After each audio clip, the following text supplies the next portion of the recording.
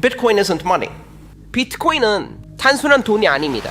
그래서 잠시 여러분이 비트코인에 대해서 지금까지 알고 있다고 생각했던 그 모든 것들을 잊어주시기 바랍니다. But the internet of money. 비트코인은 인터넷을 위한 돈이 아니라 돈을 위한 인터넷입니다.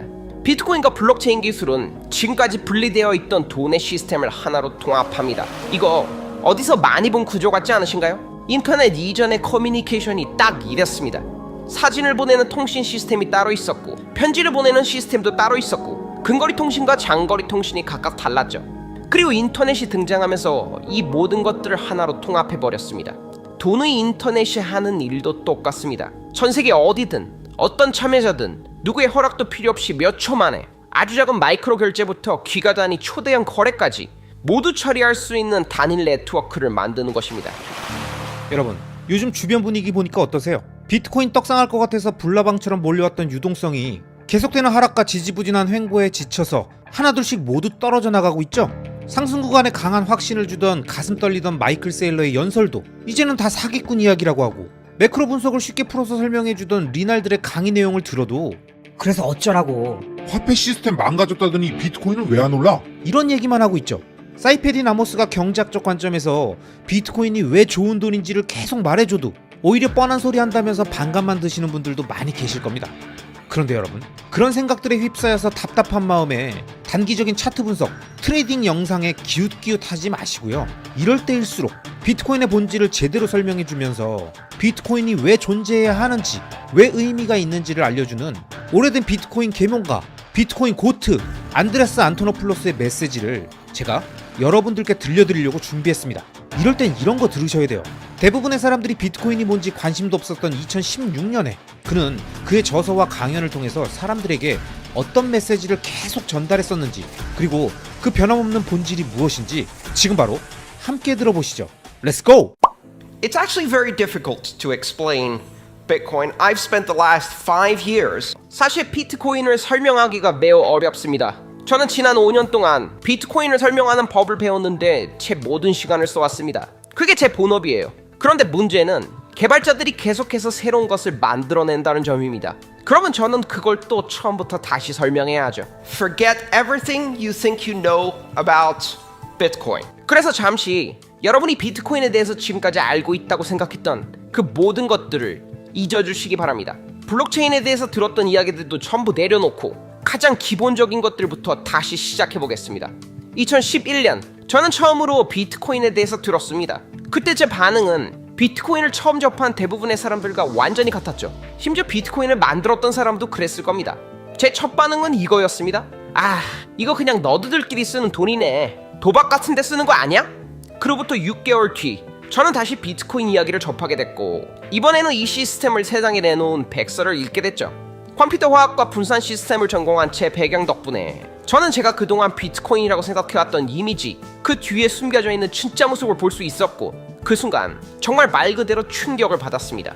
제 인생에서 완전히 어떤 기술 시스템에 사로잡혀서 먹는 것도 잊고 잠자는 것도 잊었던 경험이 지금까지 6번 있었는데요. 제가 13살 때 처음 컴퓨터를 접했을 때, 처음 프로그래밍 언어를 배웠을 때, 처음 모뎀을 사용했을 때, 처음 인터넷에 접속했을 때, 처음 웹브라우저를 사용했을 때, 그리고 처음 리눅스를 다운로드해서 설치했을 때, and then Bitcoin. 그리고 그 다음이 바로 비트코인이었습니다. 비트코인을 발견한 뒤 저는 4달 동안 가능한 모든 정보를 흡수하는 데 몰두했었습니다. 음식만 빼고요. 이 집착이라는 극도로 비추천할 만한 식단 덕분에 저는 체중이 약 12kg 정도나 줄었습니다. 물론 그 이후에도 저는 아직 그 상태를 벗어나지 못했죠. 왜냐면 비트코인을 이해할수록 계속해서 새로운 깊이의 층들이 나타났기 때문입니다. 비트코인이 이렇게 매력적인 이유는 처음 알았을 때 보이는 모습과 전혀 다른 존재이기 때문입니다. Bitcoin isn't money. 비트코인은 단순한 돈이 아닙니다. 블록체인 역시 단순한 통화 시스템이 아니죠. 이건 신뢰를 만들어내는 플랫폼이에요. 그리고 이것은 그 어떤 회사도 아닙니다. 이건 제품도 아니고 어디에 가입해서 사용하는 서비스도 아니며 단순한 통화도 아닙니다. 통화는 이 시스템이 처음으로 보여준 음영 사례에 불과합니다. 비트코인은 가치라는 인간의 소통 방식에 탈주문화라는 개념을 적용한 것입니다. Because what is money? 그렇다면 돈이란 무엇일까요? 여러분이 알고 계시듯이 돈은 일종의 환상, 상상의 산물입니다. 우리가 그 사실을 제대로 인식하지 못하는 이유는 돈이라는 개념이 우리의 문명 속에 너무 깊이 박혀있기 때문입니다. 돈은 인류가 만들어낸 가장 오래된 기술 중에 하나입니다. 문자보다도 먼저 등장했죠. 그걸 어떻게 할 수 있을까요? 우리가 가지고 있는 가장 오래된 문자 기록을 보면 그것들은 이야기나 시가 아니라 스프레드시트입니다. 빛의 목록, 채무 기록, 장부와 계산표죠. 그리고 돈은 그 문자 기록 이전부터 이미 존재했었습니다. 어쩌면 돈은 문자가 필요해지기 전까지 말로 전해지는 방식을 통해서 존재했을지도 모릅니다. 그리고 그것을 기록하기 위해서 문자가 발명되었을 수도 있죠. 수만 년에 걸친 돈의 역사 속에서 큰 변화는 대략 5번 정도 있었습니다. 순수한 물물 교환에서 시작해서 조개, 깃털, 구슬, 매듭, 돌 같은 가치의 첫 번째 추상어가 등장했고, 그 다음이 귀금속, 그 다음이 종이화폐, 그 다음이 플라스틱 화폐, 그리고 지금 네트워크 화폐가 등장했습니다. 비트코인은 중앙 통제 지점 없이 네트워크 위에서 통화를 하나의 애플리케이션처럼 운영할 수 있는 플랫폼을 제공합니다. 인터넷 자체처럼 완전히 탈중앙화된 시스템입니다. It is not money for the internet, but the internet of money. 비트코인은 인터넷을 위한 돈이 아니라 돈을 위한 인터넷입니다. 그렇다면 돈이 무엇일까요? 돈은 언어입니다. 돈은 언어적 추상화입니다. 돈은 우리가 서로에게 가치를 전달하기 위해 사용하는 언어입니다. 돈은 가치를 표현하게 해줄 뿐이며 그 가치는 경제적 결과를 가질 수도 있고 그 이상일 수도 있습니다. 우리는 돈을 통해 사회적 유대와 관계를 만들고 연결을 형성하며 조직을 만들어냅니다. 비트코인은 어떤 단일한 주체도 통제하지 않는 최초의 화폐 시스템이며 완전히 탈중앙화된 시스템입니다. And what that does is it introduces the very same things that the internet brought to communication. 그리고 이것이 가지고 오는 효과는 인터넷이 인간의 커뮤니케이션에 가져온 변화와 정확히 동일합니다. 만약 돈이 말이고 돈이 언어라면 그것을 기존의 모든 매체와 분리해서 순수한 발화, 순수한 콘텐츠, 인터넷 콘텐츠의 한 형태, 하나의 프로토콜을 만들면, 즉 인터넷 프로토콜 위에 돈, 인터넷을 통해 전송되는 돈이 되면 이전까지 돈에 붙어있던 국가, 주권적 발행자, 기관, 통제 구조로부터 완전히 분리됩니다. 우리는 기관 기반 화폐에서 네트워크 기반 화폐로 이동하게 됩니다. 물론 모든 사람들이 이 변화를 두 팔 벌려 환영하겠죠? 그럴 리가 없습니다. 처음으로 누군가에게 금화 대신 금 보관 증서를 내밀었을 때 사람들이 뭐라고 했었을지 한 번쯤 상상해 보십시오. 아마 그들은 이렇게 말했겠죠. 이건 돈이 아니잖아. 당장 꺼져. 1950년대에 처음으로 누군가에게 모텔에 들어가서 다이너스 클럽 멤버십 카드를 내밀면서 이걸로 계산할게요 라고 했을 때 무슨 말을 들었을까요? 응? 이건 돈이 아닌데요. 나가세요. 지금 우리는 또 한 번 돈의 새로운 전환점 앞에 서 있습니다. 완전히 글로벌하고 완전히 국경이 없고 완전히 탈중앙화되어 있고 완전히 개방된 형태의 돈, 그리고 이 돈은 프로그래밍이 가능합니다. 인터넷에서 앱을 만들 때 누군가의 허락을 받을 필요가 없듯이 이 돈 위에서도 어떤 어플리케이션을 만들기 위해 누군가에게 허락을 구할 필요가 없습니다. 돈은 인터넷에서 성공적인 어플리케이션을 만들기 위한 유일한 조건은 단 하나, 관심 있는 참여자들, 즉 수요가 있는 시장이 존재하는가, 이겁니다. 어플리케이션만 있으면 됩니다. 그러면 수백만 개의 어플리케이션이 자연스럽게 꼽히게 됩니다. 혁신을 네트워크의 가장자리로 밀어내고 허락이라는 조건을 제거하면 무슨 일이 벌어질까요? 혁신은 기하급수적으로 폭발합니다. 기존의 금융 시스템에서는 허락이 필요했고 충분히 큰 시장 규모가 필요했고 많은 사람들이 동시에 채택해야만 존재할 수 있었던 어플리케이션들, 이제는 그런 조건이 하나도 필요하지 않습니다.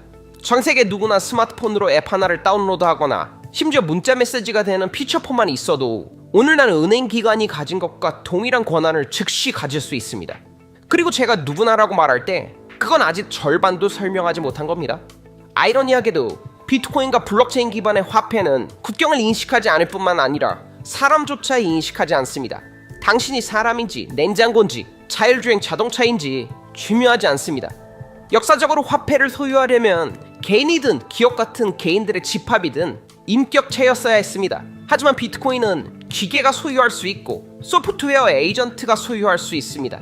기계는 서로에게 비트코인을 지불할 수 있습니다. 그리고 이것은 단순한 경제활동에 대한 이야기가 아닙니다. 이것은 시장 기반 보안 시스템의 토대가 되고 기기들 사이의 신뢰와 인증의 연결고리를 만드는 기반이 되며 이전에 존재하지 않았던 완전히 새로운 어플리케이션들의 출발점이 됩니다. Bitcoin and blockchain technology unifies the systems of money. 비트코인과 블록체인 기술은 지금까지 분리되어 있던 돈의 시스템을 하나로 통합합니다. 오늘날을 보시면 소액 결제를 위한 화폐 시스템이 따로 있고 대규모 결제를 위한 시스템이 따로 있으며 개인 간 결제, 기업 간 결제, 국가 간 결제를 위한 시스템도 각각 다릅니다. 이거 어디서 많이 본 구조 같지 않으신가요? 인터넷 이전의 커뮤니케이션이 딱 이랬습니다. 사진을 보내는 통신 시스템이 따로 있었고 편지를 보내는 시스템도 따로 있었고 근거리 통신과 장거리 통신이 각각 달랐죠. 그리고 인터넷이 등장하면서 이 모든 것들을 하나로 통합해버렸습니다. 돈의 인터넷이 하는 일도 똑같습니다. 전 세계 어디든 어떤 참여자든 누구의 허락도 필요 없이 몇 초 만에 아주 작은 마이크로 결제부터 기가 단위 초대형 거래까지 모두 처리할 수 있는 단일 네트워크를 만드는 것입니다. 하지만 만약 이걸 단순한 돈의 응용으로만 바라본다면 핵심을 놓치게 되겠죠?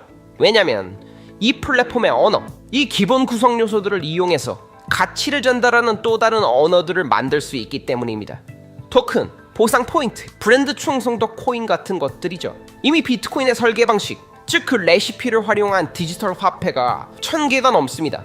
솔직히 말해 대부분은 쓸모가 없고 일부만이 의미를 가집니다. 그리고 앞으로 10년 안에 수만 개, 그 다음에는 수십만 개의 코인이 등장하게 될 겁니다. 어떤 것들은 실제 경제적 용도를 가지겠지만 어떤 것들은 단순히 소속감이나 충성도의 표현일 수도 있습니다. 이 토큰들은 현실 세계의 사물도 대표할 수 있습니다. 집의 소유권, 자동차 제어 키 같은 것들이죠. 이 소유권 토큰을 한 사람에게서 다른 사람에게 몇 초 만에 이전하면 그 사람은 바로 차에 올라서 운전을 시작할 수 있습니다. 자동차가 새로운 소유권 기준을 스스로 검증할 수 있기 때문이죠. We cannot yet imagine what applications we're going to build around this. 우리는 아직 이 기술을 중심으로 어떤 어플리케이션들이 만들어질지 완전히 상상하지 못하고 있습니다. 여러분, 안드레아스 안토노플로스의 내용 들어보시니까 어떠십니까? 뭔가 마이클 세일러나 사이페디 나머스, 리날든 같은 사람들하고는 또 약간 다른 화법의 설명들이 있죠? 사이페디는 비트코인에 대해서 왜 좋은 돈인지를 말하고 리날드는 왜 지금 필요한가라는 질문을 던지고 세일러는 그래서 얼마나 어떻게 담을 것인가 이런 얘기를 전달하고 있다면요, 안토노플로스는 그 이전에 비트코인은 왜 존재해야 하는가 이 이야기를 2016년에 설명하고 있었던 거죠. 이 영상을 보시는 누군가는 안토노플로스가 뻔한 내용을 말하고 있는 것 같다고 느끼실 수도 있을 겁니다. 하지만 지금같이 비트코인의 가격이 약해지고 세일러의 전략이 흔들려 보이고 사이페딘의 확신이 과하다고 느껴지고 리날든의 숫자가 의미를 잃은 것처럼 보일 때, 이럴 땐 마지막으로 돌아가서 그 기준을 잡아주는 게 바로 안토노플로스가 말하는 이런 본질 같은 내용들이니까요. 오늘 태어난 아이들은 아마 운전면허도 따지 않을 가능성이 높습니다. 자율주행차가 있기 때문이죠. But they will also never use paper money. 그리고 동시에 종이화폐도 사용하지 않을 겁니다. 그들이 실제로 돈을 쓰기 시작할 나이가 되었을 쯤이면 종이화폐는 이미 존재하지 않을 것이고 지금 우리가 팩스나 마차에서 느끼는 것처럼 완전히 시대착오적인 물건처럼 보일 겁니다. Do not listen to the people who tell you. 이 흐름을 절대 과소평가하지 마십시오. 비트코인을 포르노 제작자, 테러리스트, 마약상, 도박꾼들의 도구라고 말하는 사람들의 이야기를 절대 믿지 마십시오. 그들은 인터넷에 대해서도 똑같이 말했었습니다. 이건 다가오고 있습니다.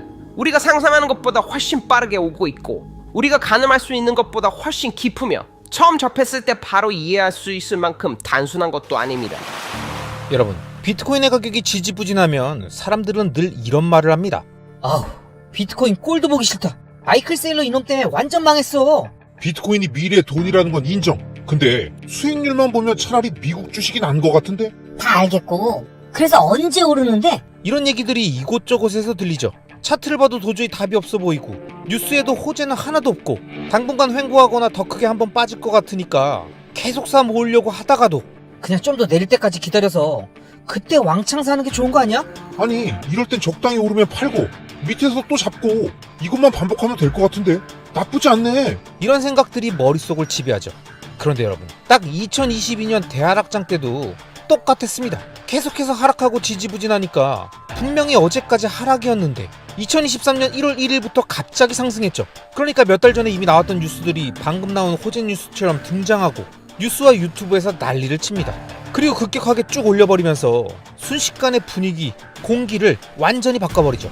이런 겁니다. 이런 식으로 시장은 언제든 얼굴을 바꿉니다. 그러니까 어설프게 타이밍 매매, 시장 예측 같은 거 할 생각 하지 말고 비트코인의 본질을 제대로 설명해주는 비트코인 고트, 비트코인 계몽가인 안드레아스 안토노플로스의 2부 영상을 함께 보러 가시죠. 이게 진짜 남는 겁니다. 렛츠고! But one of the interesting things we're beginning to observe 그런데 흥미로운 점 하나는 돈이라는 개념이 호모사피엔스라는 사회적 존재 안에서 자연스럽게 자발적으로 생겨난다는 사실입니다. 심지어 영장링에서도 그렇습니다. 원숭이에게 돈을 가르칠 수 있고 돌고래에게도 가르칠 수 있고 회색 앵무새한테도 가르칠 수 있습니다. 그들은 추상적인 토큰을 음식과 교환하는 법을 배우고 그 토큰을 이용해서 사회적 관계를 만들어 나가기 시작합니다. 그들은 동시에 강탈이라는 것도 깨닫게 되죠. 다른 원숭이를 때려서 자가를 빼앗고 바나나를 훔쳐먹어버리죠. and we see that same thing happen in children. 이건 인간 아이들에게서도 똑같이 나타납니다. 유치원 아이들은 블록, 고무줄, 포켓몬 카드 같은 걸로 자연스럽게 돈을 만들어냅니다. 가치의 추상물, 작은 토큰들을 서로 교환하면서 사회적 유대를 강화하고 충성심과 우정을 표현하고 나눔이라는 개념을 배우죠. 아이들은 언제나 통화를 만들어 왔습니다. 다만 이번에는 다릅니다. 이번에 만들어질 통화는 처음부터 전 세계적으로 통용되고 위조가 불가능하며 확장 가능한 형태로 등장합니다. 몇 년 뒤에는 마리아라는 아이가 유치원에서 마리아 코인을 만들어서 조이 코인과 경쟁하고 있을지도 모릅니다. 그때까지는 아무도 신경 쓰지 않겠죠. 하지만 어느 날 저스틴 비버가 저스틴 비버 코인을 출시하고 그 코인의 시가총액이 이 지구 위에 있는 30개국 국가의 경제 규모를 넘어서게 된다면 우리는 모두 세상이 망해가고 있다라는 충격적인 사설을 쓰게 될 겁니다. What's happening with this technology is astonishingly deep. 지금 이 기술에서 벌어지고 있는 일은 놀라울 정도로 깊고 이 자리에 있는 몇몇 기업에게는 솔직히 꽤 두려운 일이기도 합니다. 은행업은 역사적으로 가장 혁신적인 산업은 아니었습니다. 왜냐하면 은행은 혁신과 보수성 사이에서 아주 미묘한 균형을 이뤄야 하기 때문이죠. 남의 돈을 다루는 산업이기 때문에 보수적인 신탁 책임은 반드시 존재해야 합니다. And yet with Bitcoin, you don't control other people's money. 하지만 비트코인은 다릅니다. 비트코인에서는 내가 남의 돈을 관리하지 않습니다. 내 돈을 내가 직접 관리합니다. 나는 내 비트코인에 대해서 완전하고 절대적인 권한을 가집니다. 압수될 수도 없고 동결될 수도 없고 검열될 수도 없습니다.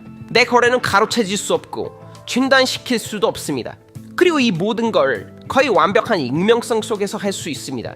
누구든지 앱 하나를 다운로드한 뒤에 5분이면 똑같이 할 수 있습니다. 돈은 영원히 바뀌었습니다. 은행도 영원히 바뀌었습니다. 수세기 동안 이어져 온 돈의 산업, 상업의 산업에서 기존과 같은 보수적인 태도를 계속 유지할 수 있다는 생각, 이건 더 이상 성립하지 않습니다. 베네치아와 암스테르담의 상인들이 예치 증서를 발행하고 은행 서비스를 시작한 이후에 유지되어 왔던 그 모델은 이제 끝났습니다. 완전히 끝났습니다. 국경이 있고 참여하려면 허가가 필요하며 조직 내부의 가장 보수적인 판단에 따라서 혁신의 속도가 결정되는 폐쇄적인 시스템으로는 이제 경쟁을 할 수 없습니다. 왜냐면 지금 우리는 전 세계 누구에게도 허락을 구하지 않고 네트워크의 가장자리에서 기하급수적인 성장과 혁신을 가능하게 하는 기술과 경쟁하고 있기 때문입니다. 그리고 이건 이 방에 있는 우리 같은 사람들만의 이야기가 아닙니다. 사실 우리는 특권층입니다. 저는 지금 당장 온라인으로 증권 계좌를 열고 12시간 안에 엔화로 도쿄 증시에서 거래할 수 있습니다. 이건 제가 가진 특권입니다. 전 세계의 약 15억 명 정도가 이런 특권을 누릴 수 있습니다. 약 60억 명은 주로 하나의 통화만 사용하면서 기본적인 은행 서비스 정도만 사용합니다. 그리고 40억 명은 심각하게 금융 서비스에서 소외되어 있습니다. 놀랍게도 약 25억 명은 아예 은행 계좌 자체가 없습니다. 이 사람들은 은행을 거쳐가지 않습니다. 2단계를 바로 뛰어넘습니다. 그들은 은행과 관계를 맺는 일을 아예 건너뛸 겁니다. Every single child born today will never have a bank account. 오늘 태어나는 모든 아이들은 전통적인 은행 계좌를 절대 갖지 않을 것입니다. 그 대신 은행 앱을 갖게 되겠죠. 그 앱은 계좌를 만들어주는 앱이 아니라 그 아이를 은행가로 만들어주는 앱입니다. 국제적인 은행가를 앱 하나로 만드는 것이죠. 그 아이들은 16살이 될 때까지 은행 계좌를 개설하는 것조차 허락받지 못하겠지만 그때가 되면 이미 디지털 화폐를 최소 6년 이상 사용해본 경험을 갖고 있기를 바랍니다. 그리고 그 아이들이 은행 지점에 들어가서 누군가 영업일 기준 3에서 5일 정도 걸립니다. 라고 설명하는 모습을 저는 꼭 보고 싶습니다. 오늘 태어난 아이들은 아마 운전면허도 따지 않을 가능성이 높습니다. 자율주행차가 있기 때문이죠. But they will also never use paper money. 그리고 동시에 종이화폐도 사용하지 않을 겁니다. 그들이 실제로 돈을 쓰기 시작할 나이가 되었을 쯤이면 종이화폐는 이미 존재하지 않을 것이고 지금 우리가 팩스나 마차에서 느끼는 것처럼 완전히 시대착오적인 물건처럼 보일 겁니다. 전 세계적으로 동시에 일어나는 기하급수적인 혁신, 그리고 지금까지 금융 접근이 차단되어 있었던 나머지 60억 명에게까지 열리는 접근성, 그들에게는 엄청난 필요가 있고 이 시스템은 그에 대한 해답을 제공합니다. It's not ready yet. 물론 아직은 완성되지 않았습니다. 이 기술은 초기 단계이고 복잡하며 대부분의 사람들에게는 아직 사용하기 어렵습니다. 1989년 제가 처음 이메일을 보냈을 때를 떠올려보면 그 이메일 하나를 보내기 위해서 유닉스 메일 프로그램을 직접 컴파일하고 C 컴파일러를 사용하고 명령어 기반 환경에서 설정을 마친 뒤 터미널에서 이메일을 입력해야 했습니다. 그 이메일은 위대한 인터넷을 건너서 무려 3일 만에 도착했습니다. 정확히 20년 뒤 저희 어머니는 손가락을 한번 쓸어내리는 동작으로 같은 일을 해냈습니다. 자, 오늘날의 비트코인 그리고 그 설계에 따라 만들어진 모든 디지털 화폐는 인터넷이 1999년에서 2001년쯤에 있었던 바로 그 단계에 와 있습니다. Only now we have the internet. 다만 이번에는 이미 인터넷이 존재합니다. 그래서 기하급수적인 성장의 속도는 이미 시작됐습니다. 혁신은 놀라울 정도의 속도로 증가하고 있습니다. 저는 매일 하루 종일 비트코인 하나만 따라가려고 노력하지만 그조차 거의 불가능합니다. Do not underestimate this. Do not listen to the people who tell you 이 흐름을 절대 과소평가하지 마십시오. 비트코인을 포르노 제작자, 테러리스트, 마약상, 도박꾼들의 도구라고 말하는 사람들의 이야기를 절대 믿지 마십시오. 그들은 인터넷에 대해서도 똑같이 말했었습니다. 그리고 그 기술이 20억, 30억 명에게 보급되자 사람들은 그런 일에 관심을 갖지 않았죠. 대신 사람들은 고양이 영상을 공유하는 데 관심을 가졌습니다. 그 결과 우리는 지금 수십억 개의 고양이 영상으로 가득 찬 인터넷을 가지고 있습니다. 디지털 화폐가 대중화되고 국제금융과 상업에서 완전히 소외되어 있던 40억 명에게 이 기술이 전달되면, 그리고 부패한 정보와 그들의 돈을 빼앗아가는 은행들로부터 자신의 자산을 직접 통제할 수 있는 수단을 알게 되면 그들은 자신의 미래를 스스로 통제할 수 있는 기회를 얻게 됩니다. 전 세계 누구와도 거래할 수 있고 자신의 재산에 대한 소유권을 완전히 이전 가능한 디지털 토큰으로 보유하며 어디서나 인정받을 수 있게 됩니다. 압수될 수 없고 동결될 수 없고 검열될 수 없는 금융 통제권, 그리고 그들은 그걸로 음식, 의료, 위생, 교육, 주거를 구매할 것입니다. 왜냐하면 그게 바로 인간이 하는 일이기 때문이죠. and they will not be denied this technology. 그리고 그들은 이 기술을 절대 포기하지 않을 겁니다. 이 흐름이 어디로 향하는지 절대 과소평가하지 마세요. 돈의 인터넷은 2009년 1월 3일 이미 세상에 등장했습니다. 이건 다가오고 있습니다. 우리가 상상하는 것보다 훨씬 빠르게 오고 있고 우리가 가늠할 수 있는 것보다 훨씬 깊으며 처음 접했을 때 바로 이해할 수 있을 만큼 단순한 것도 아닙니다. 이 기술이 갖는 모든 함의를 제대로 보려면 수년간의 공부가 필요합니다. And it is a gift to the entire world, a technology that represents 그리고 이것은 전 세계 모두에게 주어진 선물입니다. 인류 문명에서 가장 오래된 기술, 즉 돈이라는 기술에서 6번째로 위대한 혁신을 대표하는 기술이기 때문이죠. 감사합니다. 여러분, 안토노플로스의 강연 어떠십니까? 많은 구독자님들이 말씀하셨던 것처럼 2016년의 강의 영상이 아닌 것 같죠? 얼마 전에 찍은 거라고 해도 믿을 정도로 비트코인의 본질을 정말 잘 설명해주고 있지 않습니까? 이게 바로 안토노플로스의 내공입니다. 마이클 셀러도 비트코인 입문 초기에 안토노플로스의 영상을 정말 많이 봤었다고 했는데요. 그럴만하다는 생각이 드실 겁니다. 특히 이번 강의에서는 비트코인을 인터넷과 비교하면서 일반인들이 비트코인을 좀 더 쉽게 이해할 수 있도록 표현하고 있는데요. 이런 쉽고 명확한 비유가 안토노플로스 강의의 핵심이니까요. 자, 이제 강의는 끝났고요. 이어지는 다양한 청중들의 질문에 답해주는 내용이 남아있습니다. 화폐의 구매력은 뭘로 결정되냐? 비트코인의 해킹은 문제가 없냐? 비트코인 공급이 조작될 가능성은 없냐? 이런 어딜 가든 자주 나오는 질문들에 안토노플로스는 뭐라고 답했는지 궁금하시죠? 지금도 우리는 대형 해킹 사건들 같은 뉴스들을 접하고 있습니다. 예를 들면 비트파이넥스 같은 경우 전체 자금의 40%가 도난당했다는 이야기도 있었고 다오 해킹 사건도 있었죠. 비트코인은 중앙화되지 않은 화폐입니다. 그런데 이 새로운 시스템이 등장하자마자 사람들이 제일 먼저 한 일이 뭐였는지 아십니까? 바로 사람들의 돈을 대신 보관해주는 중앙화된 기관을 다시 만든 겁니다. 즉, 사람들의 비트코인을 맡아서 보관하는 거래소와 수탁 기관을 만들었다는 거죠. 그리고 그 결과는 뻔했죠. 은행의 역사 전체를 보십시오. 금융규제와 감독의 역사는 단 하나의 오래된 교훈에서 출발합니다. 누군가 당신의 돈을 대신 보관하면 그 사람은 그 돈을 들고 도망갈 가능성이 있다. Shall we do some questions? We've got plenty of time for questions. 이제 질문을 좀 받아볼까요? 시간은 충분합니다. What determines the buying power of the currency? 화폐 구매력은 뭘로 결정되나요? 어떻게 안정화되고 안정화시키려면 뭐가 필요한 거죠? 제가 비트코인을 산다면 그 가치는 누가 조작할 수 있나요? Everyone. 비트코인의 구매력은 유로, 영국 파운드, 일본 엔, 미국 달러와 완전히 똑같은 방식으로 결정됩니다. 즉, 수요와 공급이라는 시장의 힘에 의해서 24시간 돌아가는 국제 유동시장에 의해서 결정되는 거죠. 여기서 중요한 차이점 하나가 있습니다. 비트코인 거래는 멈추지 않는다는 겁니다. 7년 넘게 단 한 번도 멈춘 적이 없이 계속 거래되어 왔습니다. 네트워크는 절대 멈추지 않고 10분마다 비트코인의 심장박동처럼 새 블럭이 생성되고 거래가 처리됩니다. 거래소도 닫히지 않습니다.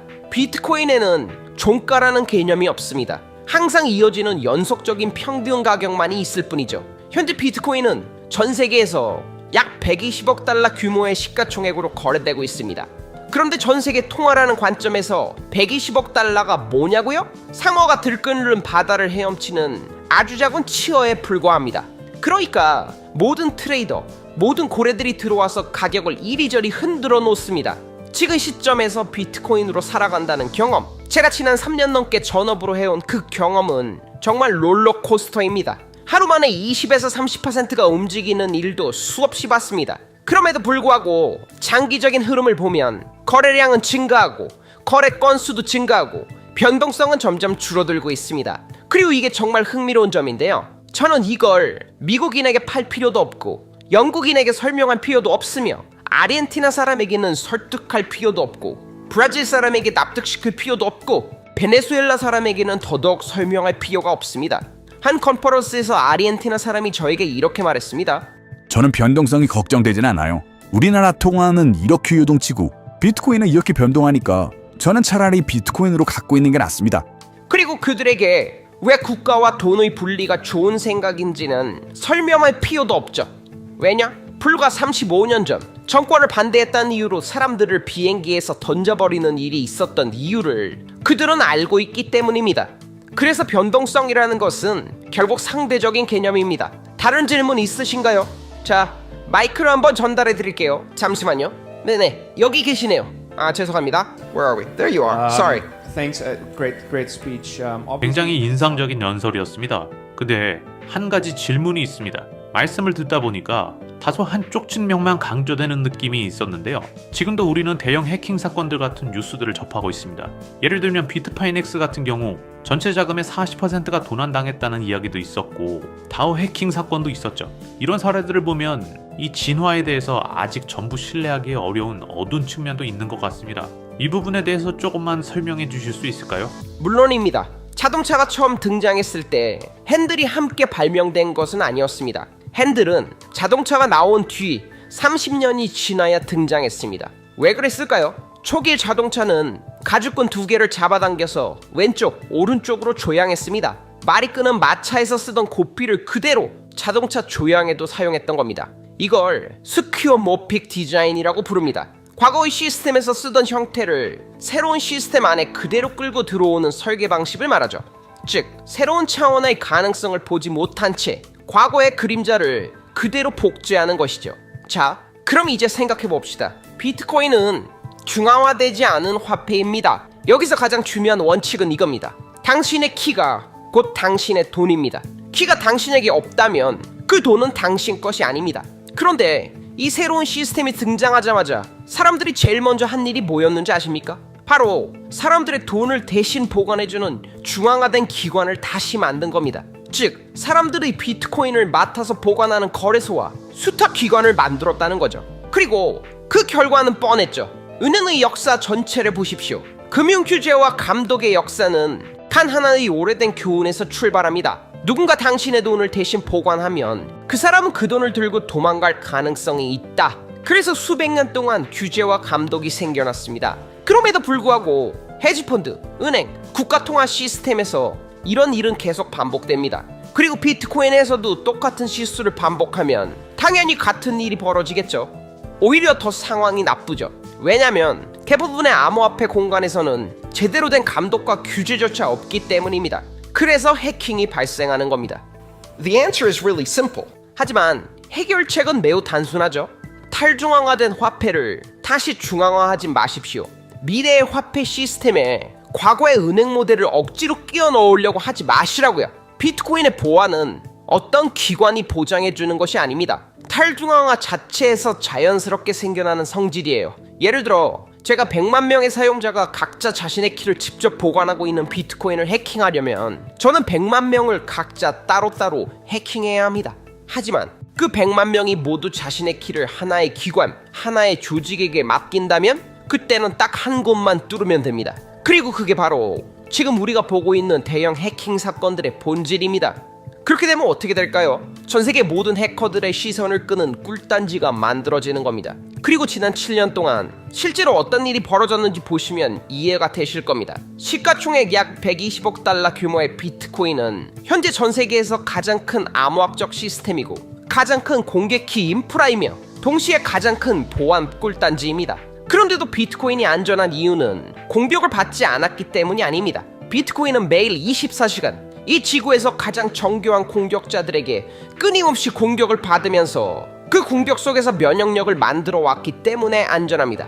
보안이라는 것은 공격이 없어서 생기는 것이 아니라 지속적인 공격을 견뎌내면서 진화하는 성질입니다.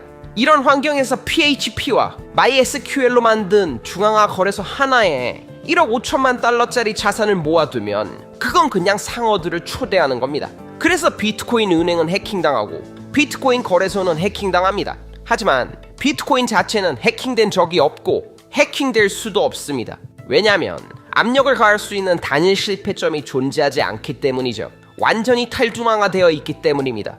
자, 아마 질문 하나 더 받을 수 있을 것 같네요. 네네, 말씀하시죠. Where does supply of Bitcoin come from? 비트코인의 공급은 어디서 나오나요? 그리고 시장이 공급을 조작하지 못한다고 확신할 수 있습니까? 비트코인의 공급은 알고리즘에 의해 결정됩니다. 정확히 말하면 기하급수적으로 감소하는 공급 함수를 따릅니다. 초기에는 10분마다 새로운 비트코인 50개가 생성됐습니다. 이 10분이라는 주기는 비트코인 네트워크의 심장 박동 같은 것입니다. 매 블록이 생성될 때마다 보상이 주어지죠. 이 비트코인은 게임 이론에 기반한 보안 시스템의 보상으로 지급되는 겁니다. 완전한 익명의 참여자들이 자신의 전기를 담보로 걸고 거래 검증 작업을 수행합니다. 그리고 이 검증을 정확하게 수행했을 때만 확률적으로 보상을 받게 됩니다. 그리고 그 보상이 바로 10분마다 50비트코인이었던 거죠. 이렇게 화폐가 경제에 유입됩니다. 그리고 4년마다 그 보상은 절반으로 줄어듭니다. 2012년 11월 50개에서 25개로, 그리고 2016년 7월 두 번째 반단기에서 25개가 12.5개로 줄어들었습니다. 이 반단기는 전 세계에서 생일 파티처럼 축하될 정도로 비트코인 생태계의 매우 중요한 이벤트였습니다. As a system, it's designed to have a monetary policy that is purposely deflationary. 비트코인은 의도적으로 디플레이션적인 통화 정책을 갖도록 설계되었습니다. 이 정책은 귀금속, 특히 금의 발행 구조를 모방합니다. 금은 시간이 갈수록 채굴이 점점 더 어려워지고 비용도 점점 더 높아지죠. 그리고 비트코인도 마찬가지입니다. 시간이 지날수록 새로 발행되는 양은 점점 줄어들죠. 이 기하급수적 곡선을 따라가다 보면 결국 끝에 도달하게 됩니다. 2140년 더 이상 새로운 비트코인은 발행되지 않습니다. 총 발행량은 2100만 개로 수렴합니다. 엄밀히 말하자면 정확히 2100만 개에 도달하지는 않습니다. 이 수치는 점근적 한계입니다. 하지만 중요한 것은 이 규칙이 프로토콜의 일부이며 변경 불가능하고 비트코인 네트워크에 참여하는 모든 시스템에 의해서 강제된다는 점입니다. 비트코인은 건전한 화폐가 되도록 설계되었습니다. 물론 이것이 유일한 통화 정책은 아닙니다.